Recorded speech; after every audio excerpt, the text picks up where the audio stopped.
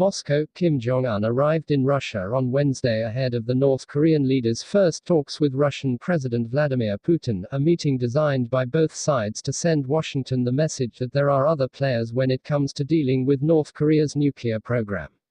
In the morning in Russia's Far East, Kim's armored train pulled up to the border town of Kasan, where he was greeted by Russian Deputy Foreign Minister Igor Morgulov, before being given a traditional ceremonial welcome by a group of women offering him a round loaf of bread and salt.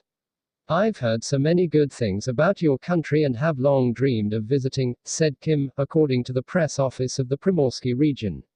His train later pulled into the Russian port city of Vladivostok, where he will meet Putin at 1 p.m. on Thursday, 2 months after his second summit with President Trump collapsed in Hanoi.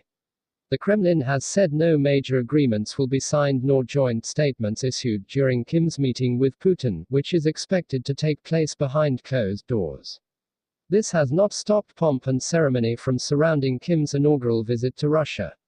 In Vladivostok, a military orchestra played when his train pulled into the station. Members of Kim's entourage ran to meet the incoming train, where men in white gloves sprang into action, polishing the window and door of the leader's wagon. Kim exited, hoisted a black trilby hat and smiled, before stepping down onto a carefully placed red carpet. North Korean leader Kim Jong Un is welcomed by girls in traditional Russian clothes upon arrival at the Kasan train station in Russia on Wednesday. Primorsky Regional Administration Press Service, app. "I hope this visit will allow me to concretely discuss the questions surrounding stabilizing the situation on the Korean peninsula," Kim told Russian state television from the platform, before setting off in his motorcade of black limousines. The North Korean leader is also expected to tour the headquarters of Russia's Pacific Fleet, visit the city's aquarium and sample Russian soups and caviar, as well as swing by a bread factory, state media reported.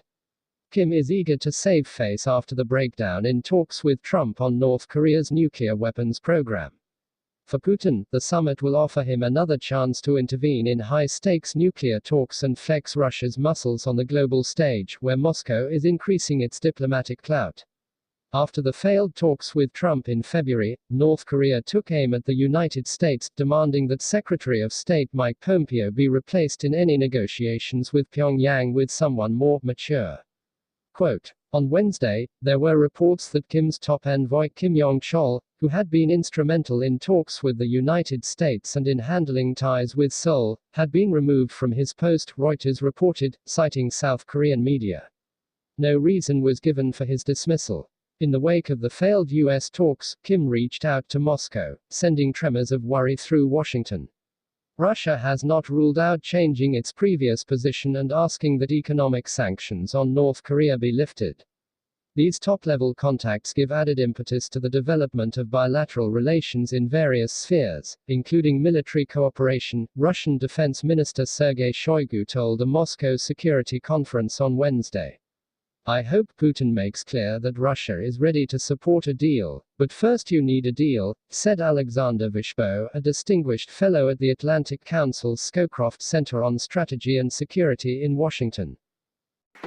Subscribe to News Today. Click bell button to watch more videos.